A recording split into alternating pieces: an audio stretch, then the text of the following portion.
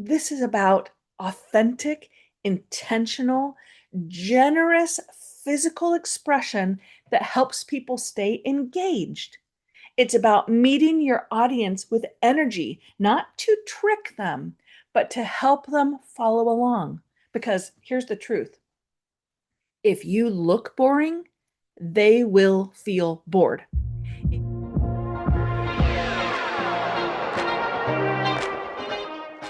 Welcome to the Foster Your Voice podcast with me, Christy Foster.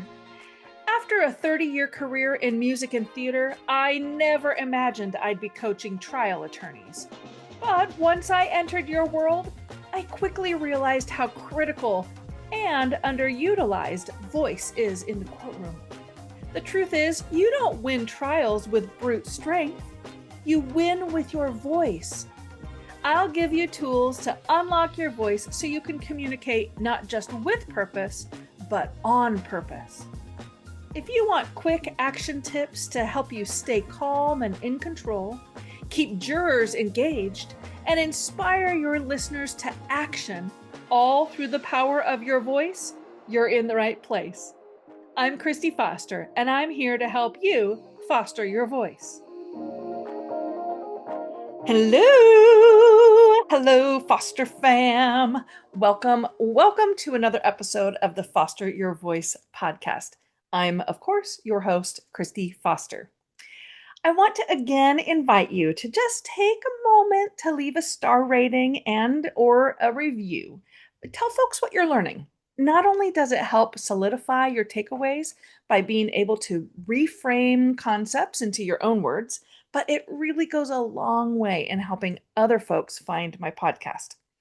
I have not traditionally been a leave a review kind of gal, in full disclosure, but I am doing it more now that I understand the impact of it, especially for small businesses like mine. It only takes a few seconds, so pause, go do it right now before you forget.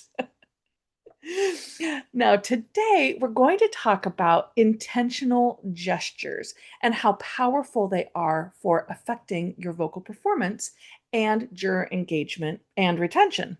But before we dive in, I like to just share little nuggets or anecdotes or musings.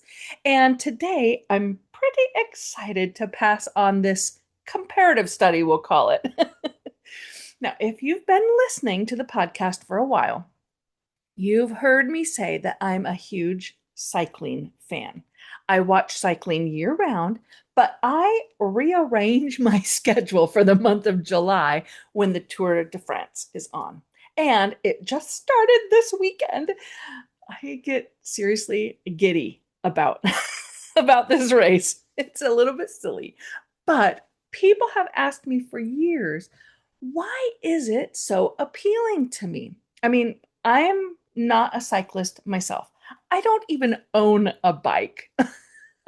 But this year, the more I thought about the intricacies of the race and all the dynamics that just make it thrilling for me to watch, I actually could see a lot of similarities to civil litigation. So, litigation and the Tour de France are both long haul, high stakes, mentally grueling team competitions that demand endurance, strategy, and adaptability. So, welcome to our Tour de France series. Here's just a couple of parallels that you can use or expand on, and then we'll get to intentional gestures. Okay, so first of all, it's a sport of attrition. For the Tour de France, it's not about who's fastest on day one. It's just when the timer starts. But it's a 3-week race for the general classification. Finding the Tour winner is about who can endure 21 days of crashes and mountains, extreme weather shifts, roadside crowds pressing in, and pressure from all sides. Now, as a litigator, it's not always the flashiest argument that wins. It's the team that has staying power. You know the stall tactics of the defense, and you know the tedium of just legal red tape. It's the team that can withstand the delays, motions, depositions, and emotional toll that carries through to a verdict. That's who usually wins. Now, second, road cycling is a team sport with an individual leader. Lots of folks don't realize it because the general population often only hears about the overall winner at the end of the 3 weeks. But it is, in fact, a team sport. Now, for the tour, there are 8 riders per team, in addition to the 2 team cars with all the directors and mechanics driving along, following the group. Now, in the Tour de France and all grand tours, those are the 3 weekers, the team supports one designated leader. That leader is the GC contender, meaning they are the ones competing for the general classification.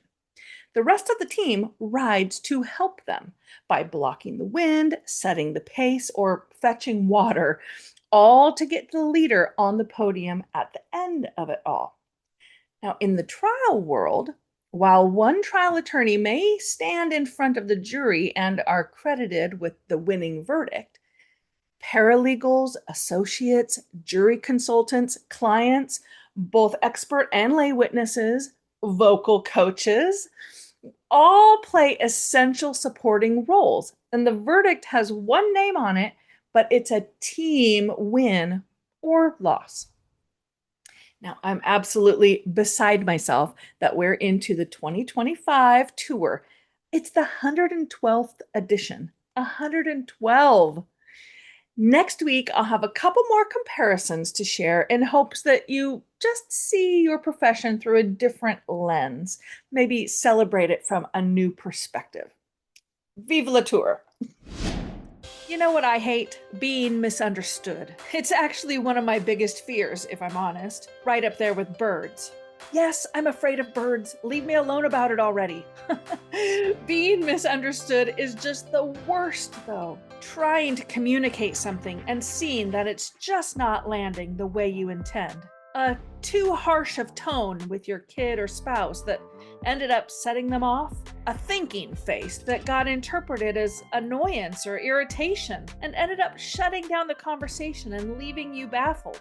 It's so frustrating in our personal lives, but in the courtroom, your mismatched communication profile could break your case and lose you a deserving verdict. So, I've created a free guide to get you thinking about the emotional profiles you create. It's a printable guide to help you 10x your communication impact by mastering 6 emotional profiles for clear and authentic connection. I break down the 6 core emotions: happy, sad, love, pride, anger, and fear by giving you face, body, and breathing cues. Plus, I show you exactly which point on a 1 to 10 scale you should be with your pitch, pace, melody, volume, and tone in order to authentically capture the center of that core emotion. The link to get your free guide is in the show notes or by simply going to my website, fostervoicestudio.com. Don't wait to clear up your part of miscommunication and misunderstandings. Get your free download today. I talk with my hands. Are you a hands talker too? What I mean is, my hands are naturally active when I'm speaking. They help me animate ideas, show shapes or movements, and add physical structure to what I'm saying. It's like my hands are helping my audience see what I'm trying to say, not just hear it. But here's the thing. Just like your voice, your gestures can be trained, refined, and intentionally used to help the jury stay with you and take in your message. And that's what we're diving into today. Now, back in college, I was a vocal performance major, and I remember very clearly having to learn how to be still on stage, just stand and sing. And that was hard for me. I wanted to move, I wanted to gesture. Now, my voice teacher gave me weighted bags to hold during practice. Just let them hang, just stand still, Learn to feel grounded in stillness without fidgeting. And I did. I'm now perfectly comfortable with stillness when I need it. But stillness is not my default. My default is energy. My default is animation. And used well, that's not a distraction. It's a really beneficial communication device. Your hands guide jurors to listen. Now, let's pause on that word guide because that's what I believe your hands are doing in the courtroom. They're guiding the jurors' attention, giving visual support to the auditory cues you're already delivering with your voice. Your gestures back you up. They don't compete with what you're saying, they reinforce it. They show your jurors visually where to land, what to remember, what matters. There's a communication coach named Vin Zhang who says, our body moves our voice and our voice moves our body. They're interconnected. And he's right. Your gestures don't exist in a vacuum. They're connected to your breath, your tone, and your intention. Now, as always, I just want to be really clear here. This is not about performing.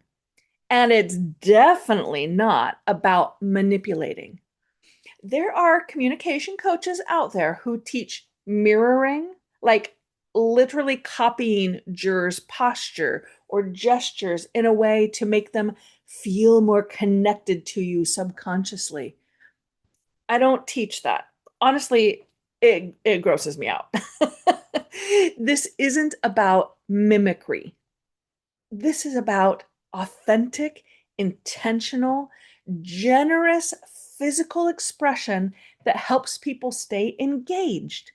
It's about meeting your audience with energy, not to trick them, but to help them follow along.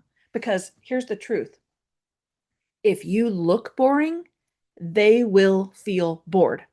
If you use your body language to bring clarity, they'll stay with you. Now, let me give you a few intentional gestures you can start using right away. There's a family psychologist named Virginia Satir, whose Satir categories have been adapted by communication folks worldwide. I'll share two of her suggested positions today. One of the gestures she called the leveler gesture. Your hands away from your body, palms down. It communicates certainty, groundedness, authority. It's leveling out. This is a great one to use when you're stating a rule or delivering a conclusion. You're not pushing, just settling the idea into the room. It's authoritative and establishes you as an expert. Now, the opposite of that is the placater gesture, also from Satir. This is more open, more invitational, palms up, closer to your body, perhaps held midair. It conveys kindness, openness, an invitation to consider. It works well when you're introducing vulnerability, sharing emotion, or appealing to a shared values, or when you're welcoming their ideas into the space. Now, I like to mark words. You see me do this all the time. Mark words or key concepts, proper names, company names, names of the parties in the case, anything that you need the jury to remember. I use marking. Using this marking gesture assigns what you're saying to space. It puts it there. It parks it and visually highlights it for the jurors. Now, most often, when you mark something, you also vocally emphasize it. Again, the voice and the body working together to make your message more memorable for your listeners. And this idea of assigning space to a thing, whether it's an object, a person, or a place, is so powerful that if you change up your coding, you'll confuse everyone.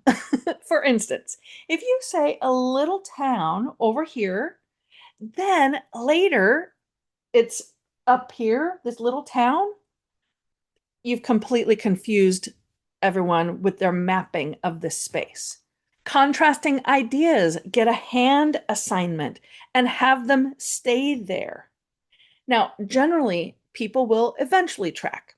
It's not like you're going to have a total cognitive collapse on your hands, but for those few seconds, you make the jury have to problem solve and sort it out.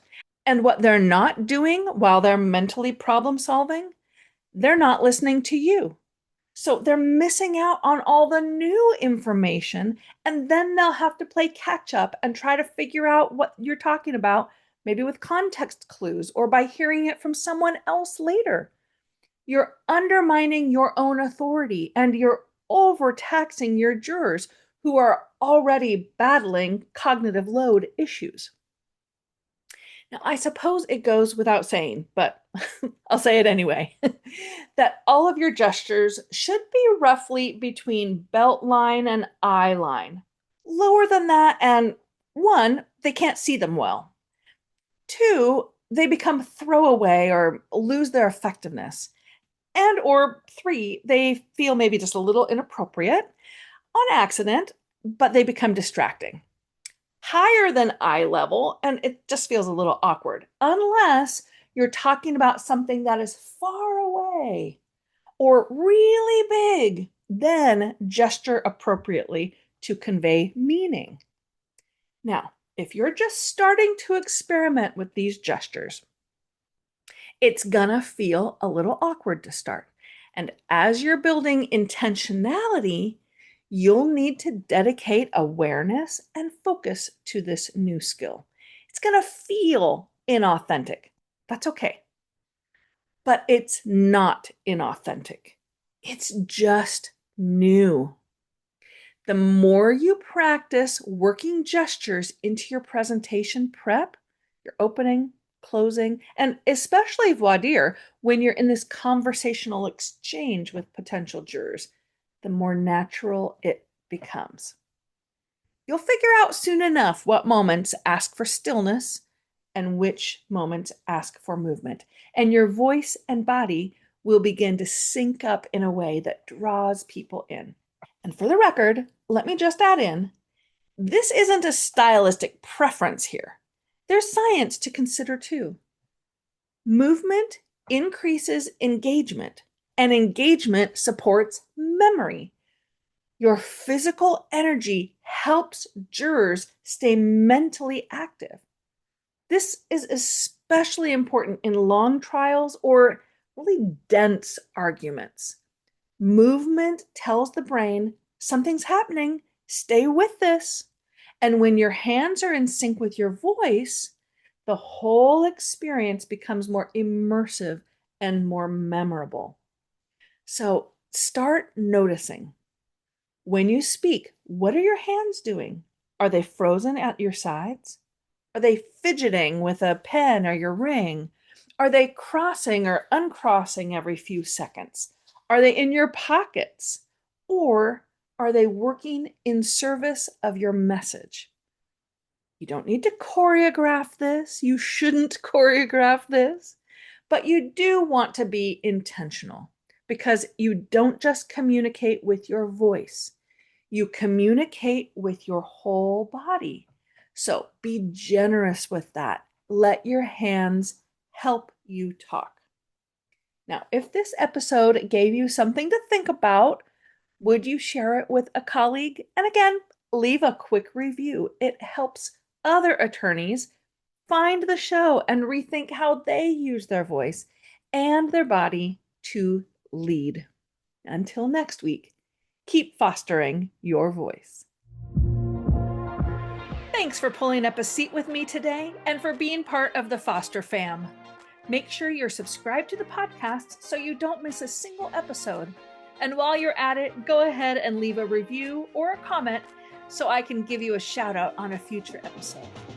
During the week, you can find me on Instagram. at Foster Voice Studio, where I'm dropping little nuggets of vocal technique and leadership wisdom. You can also join my mailing list by visiting fostervoicestudio.com or by clicking the link in the show notes. I'll send a weekly vocal tip every Tuesday directly to your inbox. Until then, keep fostering your voice.